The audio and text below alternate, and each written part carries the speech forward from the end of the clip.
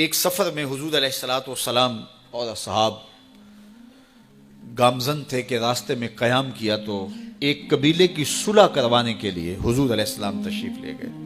وہاں کچھ تاخیر ہو گئی تو صحابہ نے حضرت ابوبکر صدیق کو کہا کہ حضور رک گئے ہیں تو نماز کا وقت جا رہا ہے، آپ نماز پڑھا دیجیے. حضرت ابوبکر صدیق رضی اللہ تعالیٰ عنہ مصلی پہ کھڑے ہو گئے. اب نماز شروع ہوگی، ادھر سے حضور بھی فارغ ہو گئے تو آقا کریم تشریف لائے. تو آقا کریم علیہ السلام جو ہی تشریف لائے تو صحابہ کی صفیں بندی ہوئی تھی.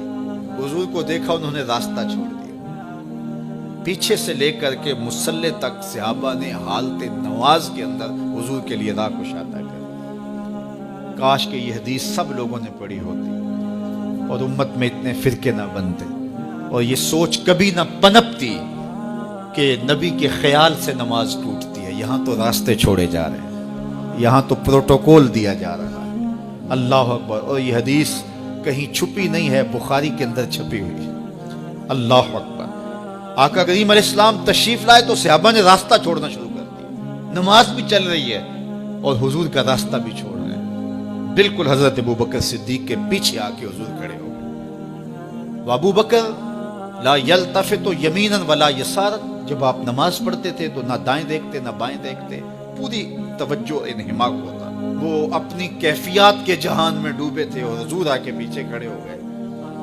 صحابہ نے اپنے ہاتھوں کی پشت پہ ہاتھ مارنے شروع کر دیے. مقعن و تصدیہ، قرآن نے تالی لگانا، سیٹی مارنا یہ شیطانی اعمال ہیں، لیکن ہاتھ کی پشت پہ ہاتھ مار کے متنبع کرنا یہ مختلف مواقع کے اوپر یہ جائز ہے.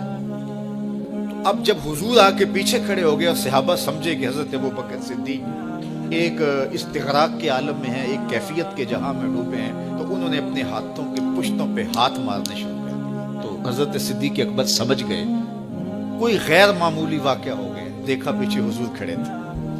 اللہ اکبر. تو حضرت صدیق اکبر مصلی سے سرک کے پیچھے آنے لگے تو آقا کریم نے اشارہ کیا رکو، نماز پڑھاؤ. سیدنا صدیق اکبر اس کے باوجود پیچھے آ گئے. کبھی ہوتا ہے حکم اور کبھی ادب آگے ہوتا ہے. اللہ اکبر. حضرت سیدنا علی المرتضی رضی اللہ تعالی عنہ کو کہا نا حضور نے صلح حدیبیہ کے موقع پہ صلح نامہ لکھوایا جا چکا تو لکھا یہ محمد رسول اللہ اور قریش کی جانب سے ہے. تو عروہ نے کہا اگر محمد رسول اللہ مان لیں ہم تو پھر لڑائی کس چیز کی ہے؟ تو اس لیے محمد رسول اللہ نہیں، محمد بن عبداللہ لکھا جائے. تو وہ اس بات پہ بضد ہو گئے اور اگر ایسا نہیں ہوتا تو معاہدہ ٹوٹ رہا تھا. تو حضور نے حضرت علی المرتضی سے کہا کہ چلو رسول اللہ کا لفظ مٹا دو. عرض کی میں تو نہیں مٹاؤں گا، میں تو نہیں مٹاؤں گا، یہ نام میں تو نہیں مٹا سکتا. پھر حضور نے خود مٹایا. اب یہاں حضور نے کہا ابوبکر رکو، لیکن حضرت ابوبکر نہیں رکے، پیچھے آ گئے. اور پھر حضور خیر مصلی پہ گئے، نماز ہوئی، سلام پھرا. تو حضرت ابوبکر صدیق رضی اللہ تعالیٰ عنہ کو حضور نے کہا ابوبکر جب میں نے کہا تھا تم رکے رہو تو تم کیوں پیچھے آئے؟ تو سنو حضرت ابوبکر نے کیا جواب دیا رضی اللہ تعالیٰ عنہ. کروڑوں سلام، لاکھوں عقیدتوں اور نیاز مندیوں کے خراج ان کی چوکھٹ پہ عرض کرنے لگے ما کانا لابن ابی قحافہ ان یؤم رسول اللہ صلی اللہ علیہ وسلم. حضور ابو قحافہ کے بیٹے کی جرت کب ہوئی کہ رسول اللہ کے آگے کھڑا ہو کے نماز پڑھائے؟ یہ ابو قحافہ کے بیٹے کی ہمت کب ہوئی کہ رسول اللہ کے سامنے کھڑا ہو کے نماز پڑھائے؟ تو ادب پہلا کرینہ ہے محبت کے کرینوں میں. حضرت ابوبکر صدیق رضی اللہ تعالی عنہ نے اگر حضور علیہ الصلوۃ والسلام کی اطاعت اور حضور کی محبت، ادب، فرما برداری اور جانثاری کے انوکھے باب رقم کیے ہیں، لیکن حضور نے بھی ان کو جو اعزازات دیے. ایک خاتون آئی مسئلہ پوچھنے، آقا کریم نے فرمایا پھر آ جانا. اس نے کہا پھر آؤں اور آپ نہ ملیں؟ تو کہا میں نہ ملوں ابو بکر تو ملیں گے نا.